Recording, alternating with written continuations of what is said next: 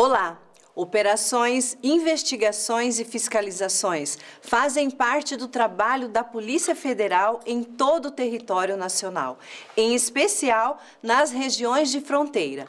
E para falar sobre essas ações realizadas em nosso estado, convidamos o superintendente da Polícia Federal de Mato Grosso do Sul, o Dr. Carlos Henrique Cota D'Angelo.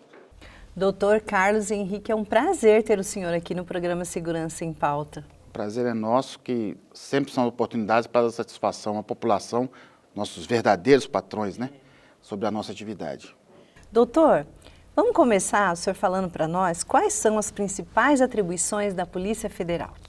Essa pergunta sua é bastante interessante, porque muitas das vezes a visibilidade da Polícia Federal é apenas um ramo da atividade da Polícia Federal, que é justamente aquele que mais chama a atenção da população, que é a Polícia Judiciária da União, que é a polícia que investiga os crimes de interesse da União e que leva os casos para a Justiça Federal, consequentemente. Mas nós temos, além dessa atividade de polícia judiciária, nós temos também a atividade de polícia administrativa.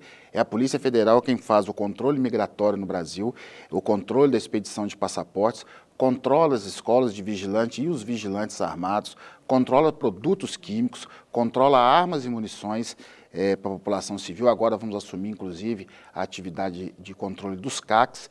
Então, o leque de atribuições da Polícia Federal é muito além daquela mais visível, que são as operações e as investigações. Doutor, a Polícia Federal é uma instituição nacional. Como ela é estruturada e o trabalho dividido? Como o primeiro entendimento é esse, de que nós temos dois grandes ramos, né, de Polícia Administrativa e Polícia Judiciária da União.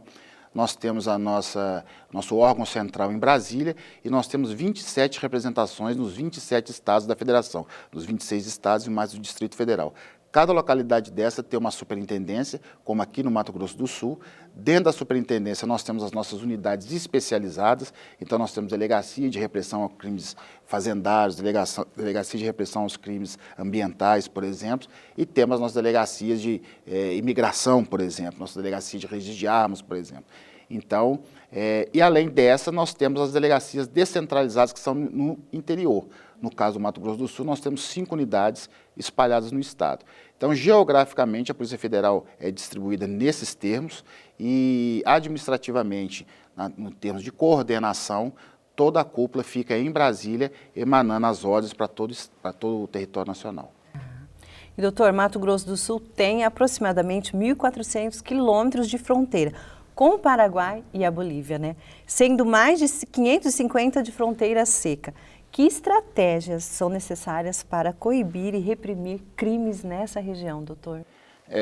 Mato Grosso do Sul, a gente costuma dizer que o seu posicionamento geográfico o coloca em condição de destaque na segurança pública nacional, porque sabidamente tudo que ocorre nos grandes centros, principalmente no Sudeste brasileiro, que está sempre na mídia, e não porque seja melhor ou pior que qualquer lugar do Brasil, mas é simplesmente que lá onde está o poder econômico verdadeiramente, o poder político e a mídia em geral. Mas o que acontece, as mazelas da segurança pública em Minas, São Paulo, Rio, em alguma medida tem relação com o que ocorre aqui, pela nossa posição, nosso posicionamento geográfico à fronteira. Então, a gente costuma dizer que tudo que aqui se faz ou se deixa de fazer vai reverberar no território nacional como um todo, naquilo que se refere à atividade criminal, né?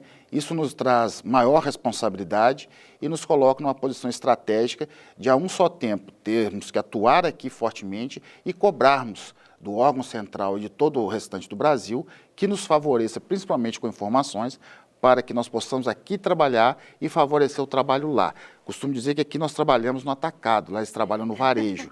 A apreensão de 1 tonelada de cocaína que ocorre aqui, ocorre em regra no momento da logística, no momento do transporte, e não há enfrentamento, em regra, né? Não há enfrentamento, não há todo o desgaste. Isso, quando é pulverizado nos grandes centros, vai ser sempre uma ação policial custosa, vai ser sempre uma ação policial que vai ter um confronto. Então, investir aqui, evitar que daqui passe para esses grandes centros, é o grande desafio nosso, para bem ou para mal, né? Estamos aqui nessa posição, na fronteira, e temos essa responsabilidade. E como você mesmo disse, uma das características que seria única do Mato Grosso do Sul é essa fronteira, tanto com o Paraguai quanto com a Bolívia, e ambas, em algum momento ali, fronteiras secas. Nenhum outro estado do Brasil vai ter essa condicionante. Primeiro, nós estamos falando de grandes parceiros da política internacional brasileira, são nações amigas, mas não podemos fechar os olhos para o problema, principalmente do tráfico de drogas, do contrabando, de armas, etc. E nós temos aí, estamos ao lado daquele que é o maior produtor de maconha do mundo e o terceiro maior produtor de cocaína. Então não podemos fechar os olhos para isso, e isso coloca mais ainda complicadores nesse caldo todo do posicionamento geográfico do Mato Grosso do Sul. Doutor, em 2024 foram diversas ações que resultaram em prisões e apreensões. O balanço foi positivo? Talvez esse seja um grande problema, né? Porque o balanço é sempre positivo. Sim. Em qual sentido? No sentido de que passa ano, entra ano, sai ano e os nossos números só fazem aumentar. Os nossos números em particular, como também os números do Estado. Considerando que não houve alteração legislativa, considerando que não há o grande investimento sempre alardeado e esperado no sistema de justiça criminal, no sistema de segurança pública, a conclusão que se chega é que os nossos policiais, em geral, estão trabalhando cada vez mais e com menos, e que a produção desses ilícitos só está fazendo aumentar. Então, essa constatação ela existe, ela é científica, são números, não adianta lutar contra números, né? E as apreensões estão aí para revelar isso. Ano a ano, o aumento de apreensão de armas, de drogas, de prisões, de criminosos de outros pontos do Estado que vêm aqui fazer sua atividade criminosa. Então, essa realidade ela está toda tabelada, está toda registrada, e o trabalho de inteligência e de atuação em conjunto com o Estado é que nos permite enfrentar tudo isso. E, doutor, quais são os principais crimes combatidos? Os números revelam que as nossas investigações aqui no Mato Grosso do Sul, elas são mais de 60% na questão do crime transfronteiriço. É em razão da posição geográfica, é em razão das características do Estado. Então, para enfrentar esse desafio, nós apresentamos uma proposta ao órgão central, como eu disse, é o que coordena a Polícia Federal. Está sendo criada uma coordenação geral de fronteiras, justamente para cuidar dessa questão da grande faixa de fronteira que o Brasil inteiro tem. Nós temos apenas uma parte aqui, muito simbólica, muito significativa, mas é apenas uma parte, nós temos que lembrar disso. Uma forma de agir, colocar uma integração maior entre as nossas 5 delegacias e a capital, com grupos específicos para tratar dos crimes transfronteiriços. São grupos sempre muito pequenos, muito enxutos, mas que possam a todo tempo estar tratando única e exclusivamente disso. É uma espécie de priorização, mas tem que ocorrer sem que se faça em detrimento das outras atividades. Então, nós queremos um pouco mais de sinergia, um pouco mais de inteligência, um pouco mais de interação entre grupos específicos espalhados geograficamente no Estado, todos com os olhos voltados para esse tipo de crime que os números indicam serem a maioria aqui no Estado. Vamos fazer uma pequena pausa e voltamos para falar mais sobre o trabalho realizado pela Polícia Federal em Mato Grosso do Sul.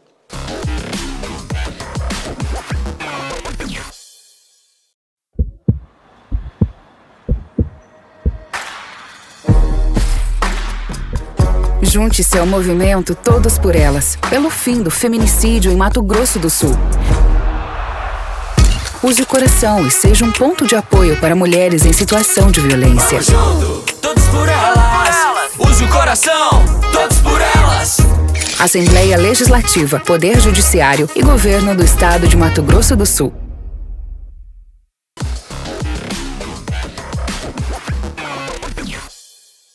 De volta com Segurança em Pauta. E o nosso bate-papo de hoje é com o Superintendente da Polícia Federal, Carlos Henrique Cota D'Angelo. E, doutor, um serviço tão amplo e importante como o da Polícia Judiciária exige uma parceria entre as instituições, né? Como que é o trabalho conjunto entre a Polícia Federal e a Polícia Civil aqui no nosso estado? Eu costumo dizer que o cidadão que quer segurança, quer saúde, quer educação, ele não quer saber se isso lhe é provido pelo Estado, pela União, pelo município, ele simplesmente quer aquilo que é um direito consagrado no texto constitucional. Então, nós temos a obrigação dessa integração, a obrigação dessa interação, ela sempre ocorreu, mas no meu caso específico, é interessante esse ponto, eu participei da criação da Força Integrada de Combate ao Crime Organizado, que se deu em Minas Gerais há aproximadamente 13 anos. Era apenas uma iniciativa regional, era a Secretaria de Segurança Pública de Minas Gerais com a Polícia Federal, desenvolvendo essa força-tarefa que visava reunir todas as polícias num único ambiente, devotados a combater os chamados crimes violentos. Nós estamos colocando aí o roubo de carga, roubo a bancos, sequestro, facções criminosas, tráfico de drogas, enfim. Nós tivemos a oportunidade de participar da gênese disso há 12, 13 anos atrás em Minas Gerais. Esse projeto ele foi encampado pelo governo federal do momento. Então, há 2 anos atrás, o governo federal entendeu que esse projeto era muito interessante e quis que isso se replicasse nos 27 estados da federação. Nós temos esse projeto aqui no Mato Grosso do Sul e ele consiste justamente nisso. Poucos policiais, e quando eu falo poucos, são poucos mesmo. Geralmente são 3 ou 4 da Polícia Federal, 1 ou 2 das outras polícias, Polícia Civil, Polícia Militar, Polícia Rodoviária, Polícia Penal Federal, que ficam no mesmo ambiente de trabalho, devotados ao mesmo tipo de caso, ao mesmo tipo de investigação. Isso tem mostrado resultados espetaculares no Brasil todo. Então o modelo ele não é fantástico, ele não é a panaceia para resolver todos os problemas, mas é uma tentativa sincera, barata e efetiva que tem mostrado resultado Brasil afora. Doutor, vocês realizam trabalhos específicos para combater o contrabando de cigarros, né? Por que o produto é tão contrabandeado, doutor? A questão do cigarro é bastante problemática porque o Paraguai, o país vizinho, sempre foi o grande fornecedor de insumos e do próprio cigarro já fabricado para o comércio ilegal no Brasil. Mas, para além disso, hoje nós temos outras fontes, nós temos o norte do Brasil, já foi identificado principalmente o Suriname como local de entrada também de cigarros contrabandeados, e temos detectado também nos últimos anos a migração de muitas fábricas do Paraguai para o próprio território nacional. Então nós temos a questão forte da entrada do cigarro por via do Paraguai, temos fabriquetas no Brasil, e sempre com alto custo para a saúde pública, porque você imagina que não tem nenhum tipo de regramento para a produção desse ilícito, sem o recolhimento mínimo de tributos, e temos também agora essa entrada que está vindo pelo norte do país. E a agravante disso é que as chamadas facções criminosas, que nós não vamos aqui etiquetar e nem vangloriar, são simplesmente grupos criminosos um pouco mais organizados, nós estamos falando aí de mais de 70 hoje localizados no Brasil, eles têm encontrado nesse ilícito, o cigarro, uma grande fonte de renda. Então isso tem agravado a situação, tem chamado a atenção das autoridades. Nós estamos fazendo um trabalho forte com a Receita Federal aqui no Mato Grosso do Sul para identificar essa entrada que vem do país vizinho e também dos insumos, né? A Polícia Federal nos últimos anos já fechou várias fábricas dessas no interior do Brasil e quando se percebe, em regra, o maquinário, os insumos e até a própria mão de obra provém do país vizinho, que é o que tem expertise na fabricação desse cigarro ilícito. Então, se antes nós tínhamos os chamados cigarreiros e os grandes empresários do ramo do cigarro que faziam fortunas com esse ilícito, hoje a questão é um pouco mais complexa, porque esse ilícito migra para essas facções, onde vai se somar o grande ganho financeiro ilegal com a ideia da violência que é inerente a essas facções. Doutor, e também tem o cigarro eletrônico, também é uma preocupação? É uma grande preocupação, tanto de saúde pública quanto do ilícito tributário em si, porque também esse produto caiu nas graças desse mesmo grupo. Então, quem explora o cigarro comum está explorando esse material aí tão deletério para a juventude, que faz tanto mal para a nossa juventude. Ele também está sendo fortemente explorado por esses grupos e isso tem chamado muito a nossa atenção. Nós temos visto movimentos da indústria nacional que balança entre a ideia de proibição definitiva desse produto, ou seja, não querem que isso entre no mercado nacional, como também fazem um movimento no sentido de se permitir que eles fabriquem isso, né? Então, é um jogo que se trava aí nos bastidores do poder aí. Você quer isso na sociedade ou não? Se quiser, que nos permita fabricar. E o ideal, sem dúvida nenhuma, por todos os estudiosos da questão da saúde pública, é que não se fabrique nem que se permita entrar, né? Mas é um grande desafio desses últimos 5 anos, essa novidade que faz tanto mal à saúde. E, doutor, o combate ao tráfico de drogas é outro ponto forte das ações na fronteira, né? Como que é a repreensão a esse crime? Nós não temos condições, por óbvio, de colocarmos um homem, ou um policial, ou um militar que seja das Forças Armadas a cada 2, 3 metros da linha de fronteira. Isso é uma tremenda bobagem, né?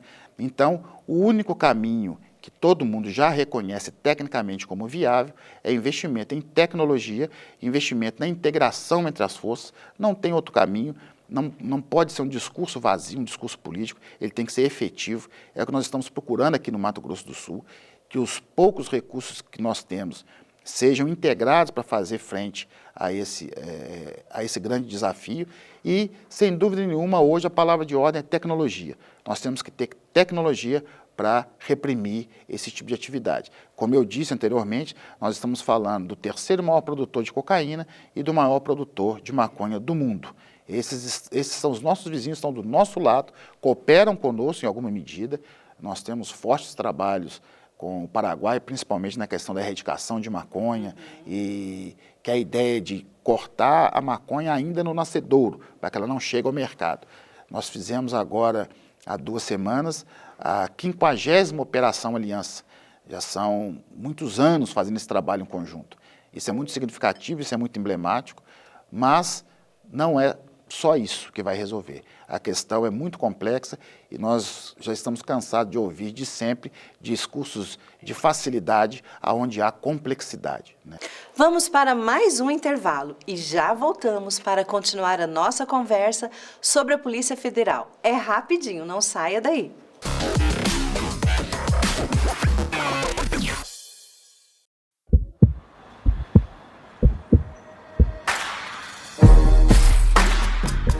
Junte-se ao movimento Todos por Elas, pelo fim do feminicídio em Mato Grosso do Sul. Use o coração e seja um ponto de apoio para mulheres em situação de violência. Junto, todos por elas. Use o coração, todos por elas. Assembleia Legislativa, Poder Judiciário e Governo do Estado de Mato Grosso do Sul.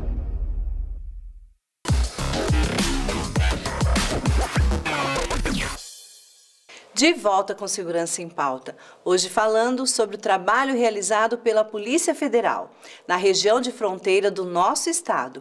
E o nosso convidado é o superintendente da PF, Carlos Henrique Cota D'Angelo.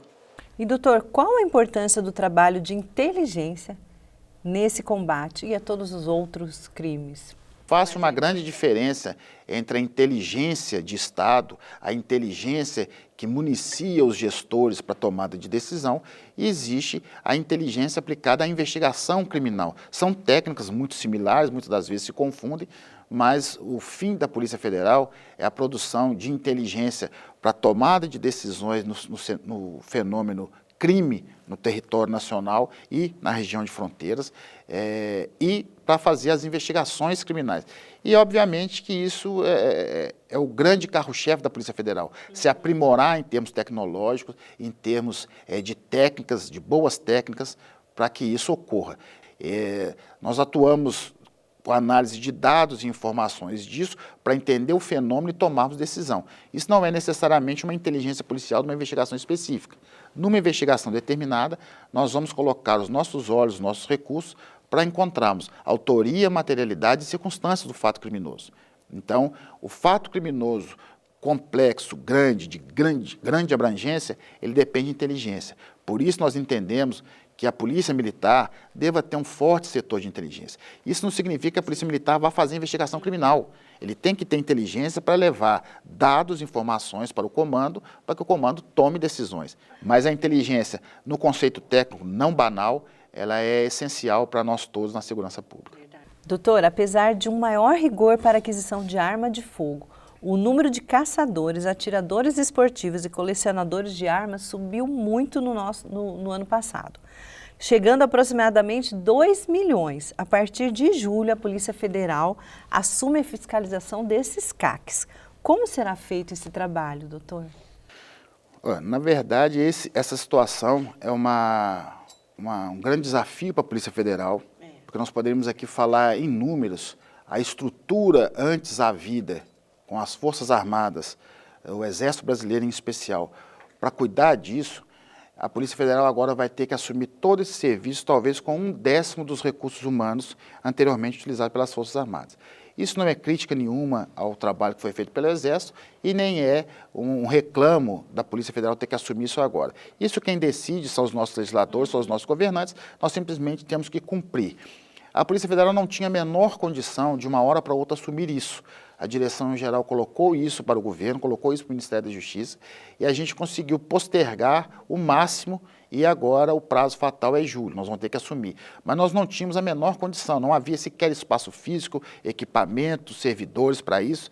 Então, houve todo um trabalho de bastidores para que agora nós tenhamos condições de assumir isso e prestando esse serviço à população, porque a nós não compete dizer se está certo ou está errado, a existência de CACs, a existência de porte de arma, de liberação de arma, isso é quem decide isso aí são os nossos políticos. E cada um que acreditar num assunto ou no outro, numa vertente ou no outro, faça o seu voto no dia das eleições. Agora, a lei existe, está posta, nós vamos ter que assumir. Vai ser um grande desafio para nós todos.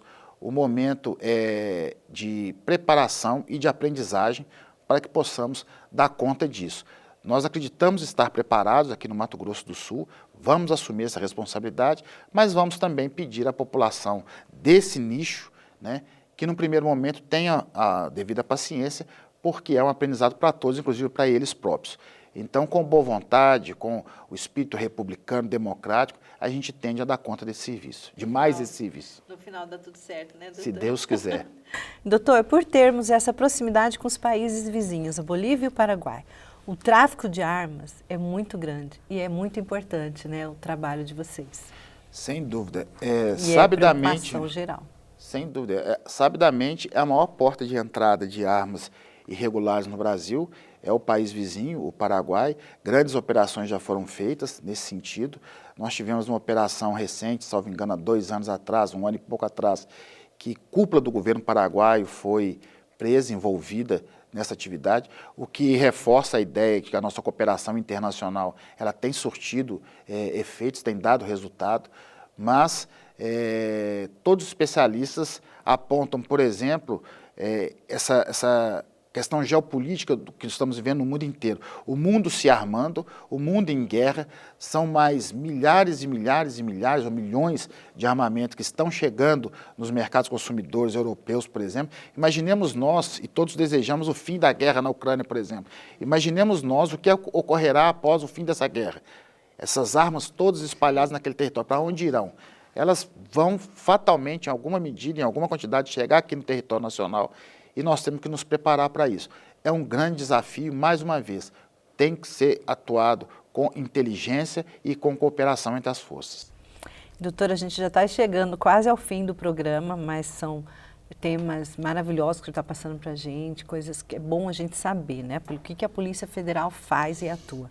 Doutor, olhando para todo esse trabalho realizado pelos órgãos de segurança pública, podemos dizer que Mato Grosso do Sul é um estado seguro para se viver? Essa pergunta ela pode ser respondida também com os números. Os números apontam que o Mato Grosso do Sul ainda é um estado muito bom para se viver, muito seguro para se viver, mas a eterna vigilância é o preço dessa liberdade, né? Nós temos que ter essa consciência. O posicionamento geográfico favorece o incremento da atividade criminosa. Quando todos os recursos do Estado, da sociedade civil, são envolvidos para o desenvolvimento do Estado, como, por exemplo, o grande projeto da Bioceânica, há de se reconhecer que isso trará desenvolvimento, mas, consequentemente, trará também o aumento da criminalidade. Então, é sempre casado isso. Então, o caminho está dado, né? Ciência, inteligência, cooperação, está tudo aí. E tem funcionado. Tanto é que essa posição geográfica ela não começa hoje, né? Começa da história do nascedouro do Estado, e o Estado ainda se mantém um local seguro. Então, muita atenção, muita força e muita cooperação, eu acredito que há de manter o Estado nessa boa posição no ranking nacional. Doutor, para a mensagem final, acabando o nosso programa, eu gostaria muito que o senhor deixasse uma mensagem para toda a população e para toda a sua equipe também da Polícia Federal. A mensagem que nós podemos dar é que confie no trabalho das instituições, né? Existem muitas pessoas sérias, devotadas ao trabalho, que querem cada vez mais o melhor para o Estado, com todas as dificuldades que tem. Isso aí não tem como ser superado da noite para o dia, mas com boa vontade, com muito trabalho, com muita dedicação, todos nós contribuiremos para a melhoria da sociedade. E é isso que é o papel de todo policial. Obrigada, doutor, pela sua presença aqui no Segurança em Pauta. Eu que agradeço, como eu disse, é sempre uma satisfação, mas também uma obrigação prestar contas do nosso trabalho. O nosso programa está chegando ao fim. E se você, de casa, quiser contribuir que o nosso programa seja ainda melhor, basta acessar as nossas redes sociais, em especial o Instagram, e deixar seus comentários, as suas dúvidas e sugestões. E não se esqueça que o Segurança em Pauta está sempre perto de você, na TV aberta, no canal 7.2 em sua TV digital, no canal 9 da NET ou no nosso canal no YouTube. E não deixem de acompanhar todas as novidades da Polícia Civil em nosso site. Até a próxima!